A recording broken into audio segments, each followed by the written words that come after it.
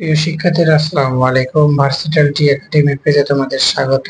আজকে আমরা আলোচনা করব জীবন ও জীবিকা বই, অর্থাৎ নবম শ্রেণীর জীবন ও জীবিকা বইয়ের প্রথম অধ্যায় ৮ পৃষ্ঠা নিয়ে। এই ৮ পৃষ্ঠায় একটি দলগত কাজ দেওয়া আছে। দলগত কাজটি তোমাকে সুন্দরভাবে করতে হবে। এই দলগত কাজ করার পূর্বে দেখো, তোমাদের বলছে দৃশ্যপটে এক বিনিয়োগ আগ্রহ রহমান সাহেব। তাহলে বিনিয়োগ আগ্রহ রহমান সাহেব কি বলা হয়েছে একটু পড়ে নিতে হবে। রহমান সাহেব একটি প্রতিষ্ঠানের ম্যানেজার। কিছুদিন আগে তার প্রবাসী ছোট ভাই তাকে 2 লক্ষ টাকা পাঠিয়েছেন।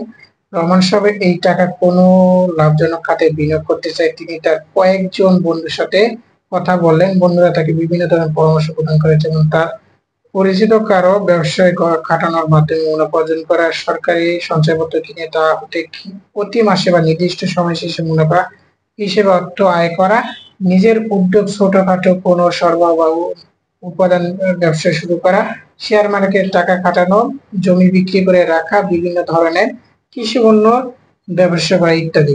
এসব প্রস্তাব নিয়ে বেশ কিছুদিন ধরে চিন্তা ভাবনা করে রহমান সাহেব তার ব্যাংকের বন্ধুর কাছে প্রস্তাবগুলির সুবিধা ও অসুবিধার কথা জানতে চায় এবং তার বন্ধু তাকে বলে, তোমার পরিচিত অন্য কারো ব্যবসা যদি টাকা খাটাও বা তার ব্যবসাটি যদি লাভজনক হয় তাহলে তোমার লাভ হবে, কিন্তু তার ব্যবসার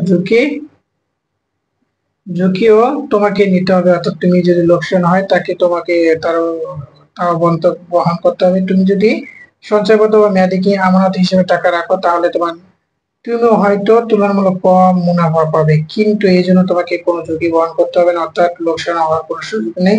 আরো তিনি বলেন, তুমি যদি এখন, প্রিয় শিক্ষার্থীরা, আমি যদি পড়ি পুরোটা পড়ি তাহলে ভিডিওটা অনেক বড় হয়ে যাবে। চলো এখন আমরা দেখো কি বলছে। দলগত কাজ। দৃশ্যপটের আলোকে দলগতভাবে আলোচনার মাধ্যমে বিনিয়োগ সম্পর্কে তোমার ধারণা একটি পোস্টারে উপস্থাপন করো। তাহলে পোস্টারে উপস্থাপন করার জন্য চলো প্রিয় শিক্ষার্থীরা, আমি এই ভিডিওর মাধ্যমে তোমাদের সুন্দরভাবে দেখিয়ে দিচ্ছি। শিক্ষার্থীরা চলো এখন আমরা ৮ পৃষ্ঠার সমাধানটা দেখি। ১ নম্বরে কি করতে পারি। বিনিয়োগ কাকে বলে? উত্তর, বিনিয়োগ হলো সঞ্চিত অর্থ অন্য কোনো মাধ্যমে রেখে নতুন মূলধন সৃষ্টি। এরপরে বিনিয়োগ করলে যেভাবে লাভবান হওয়া যায়। তাহলে বিনিয়োগ করলে কিভাবে লাভবান হওয়া যায়? তাহলে বিনিয়োগ করলে উত্তর, ১ নম্বরে বিনিয়োগ থেকে নতুন মূলধন সৃষ্টি হয়। ২ নম্বরে সঠিক কিভাবে বিনিয়োগ করলে লাভবান হওয়া যায়। ৩ নম্বরে যত বেশি মূলধন তত বেশি মুনাফা পাওয়া যায়। এরপরে বিনিয়োগের ঝুঁকির কারণ। বিনিয়োগের ঝুঁকি কি কি কারণ থাকতে পারে? উত্তর, মূলধনে বিনিয়োগের কারণে চলে যেতে পারে। ২ নম্বরে বিনিয়োগের প্রজেক্টে লস হলে আপনাকে মূলধন কমে যাবে, এমনকি মুনাফাও পাওয়া যাবে না। এরপরে সঠিকভাবে বিনিয়োগ না করলে লস হতে পারে। এরপরে দেখো বাংলাদেশের বিনিয়োগের অবস্থা। উত্তর, শুধু ভারতের বৈশ্বিক অর্থনৈতিক বলিষ্ঠ দেশই নয়, মালদ্বীপ ও শ্রীলঙ্কার মেয়ে দক্ষিণ এশিয়ার ছোট অর্থনৈতিক দেশগুলো সরাসরি বিদেশি বিনিয়োগের দিকে এগিয়ে। তাই এখানে অল্প মূলধনে বিনিয়োগ করলে ঝুঁকি কম। এছাড়া প্রকৃতিগত কারণে এদেশের বড় ধরনের বিনিয়োগ ঝুঁকি কম।